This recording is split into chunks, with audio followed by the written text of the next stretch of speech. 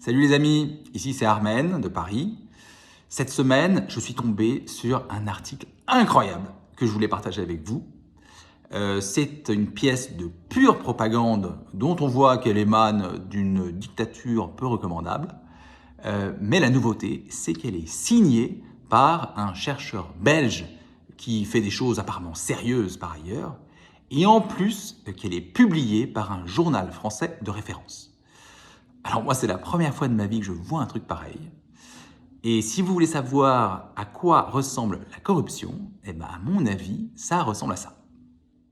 Voilà l'article en question, c'est une tribune du journal La Tribune, donc ça tombe bien, qui nous dit que l'Arménie aiderait la Russie dans son effort de guerre. Et ce qui est génial dans cet article, c'est qu'il n'y a rien qui va. Il n'y a même pas un truc de logique, au point qu'on se demande mais qui a pu écrire un truc pareil? Alors l'auteur, c'est Sébastien Boussois. Qui est Sébastien Boussois? On le trouve sur LinkedIn. C'est un chercheur, un Belge, avec une bonne tête, spécialisé en géopolitique de l'Université libre de Bruxelles, appuyé en plus par de nombreux éditeurs, donc manifestement ce n'est pas n'importe qui. Que nous dit Sébastien? Sa thèse, c'est que l'Arménie, pour aider la Russie, a envoyé des 4 avions de combat, des Sukhoi 30. Voilà.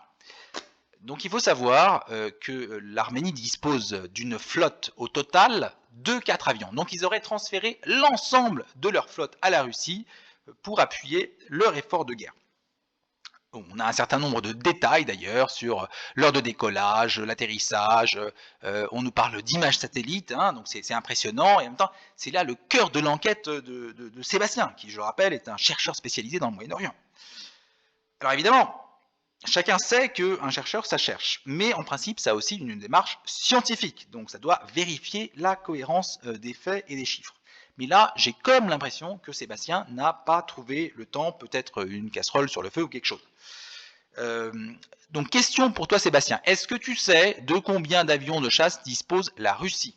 C'est une information qu'on peut trouver un peu partout, par exemple sur ce site, Largest Air Force in the World 2022, en première position, les Américains, évidemment, 5000 avions de chasse. Deuxième position, les Russes, 3863, c'est-à-dire 4000 avions de chasse. Est-ce que tu crois, Sébastien, que 4 avions de chasse arméniens de plus, et sûrement pas les plus modernes, ça fait la différence? Je ne suis pas sûr. Alors, je te suis parce que tu es un grand chercheur, mais j'ai comme un petit doute. Voilà. Deuxième truc bizarre pour un chercheur, Sébastien. Où sont tes sources pour ton scoop, hein? D'où ça sort?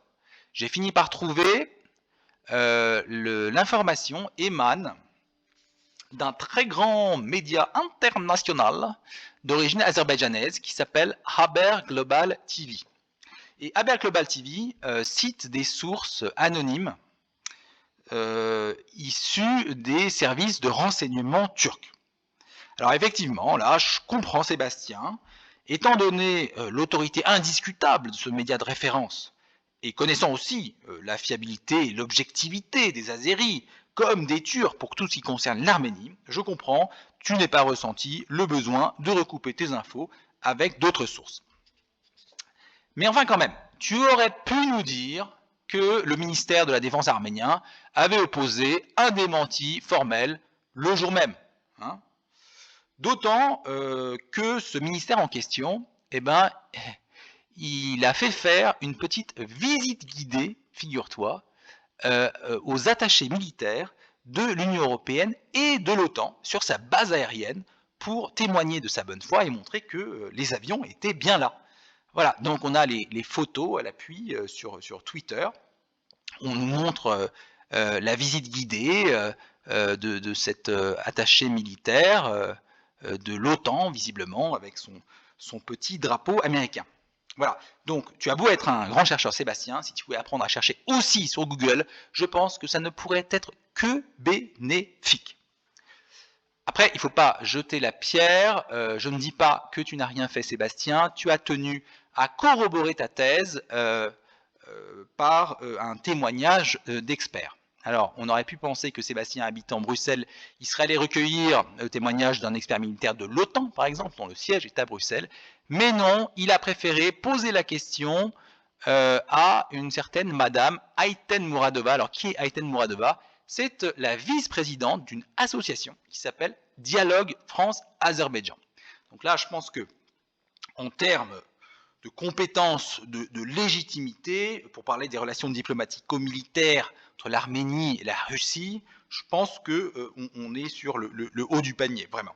D'ailleurs, Madame Ayten Mouradova conclut en nous disant « Il n'est pas surprenant que les Arméniens soutiennent ouvertement l'agression militaire russe, et là, devant une démonstration aussi étayée, je pense qu'on ne peut que s'incliner. » Voilà, donc si je résume, mon Sébastien, grand chercheur, nous fait un article sur l'unique foi d'un obscur média azerbaïdjanais et corroboré par la directrice d'une sorte d'amicale azerbaïdjanaise. Ça fait quand même beaucoup d'Azerbaïdjan pour un seul chercheur, tu reconnaîtras, Sébastien. Et en plus, ça tombe mal. Écoute, tu vas pas me croire. Devine quel est le seul pays qui a noué un accord militaire avec la Russie la veille de la guerre en Ukraine.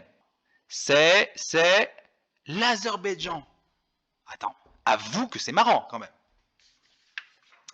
Et vous allez voir, ce n'est pas fini. Pour les besoins de son analyse, Sébastien, sur un bon tiers de l'article, nous parle du tonnage de l'aide humanitaire envoyée par l'Azerbaïdjan à l'Ukraine. Alors là, j'ai envie de te demander, Sébastien, nom d'une pipe, mais quel rapport? En quoi est-ce que le tonnage de cette aide humanitaire est-elle utile à ta démonstration? À moins, Sébounet, mais j'ose à peine formuler l'hypothèse, que tu ne sois pas chercheur, mais une sorte de commercial de l'ambassade d'Azerbaïdjan.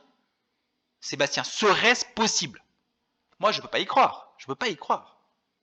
Mais regarde, même le calcul du tonnage, il est faux. Tu nous parles d'une première aide de 5,5 millions d'euros.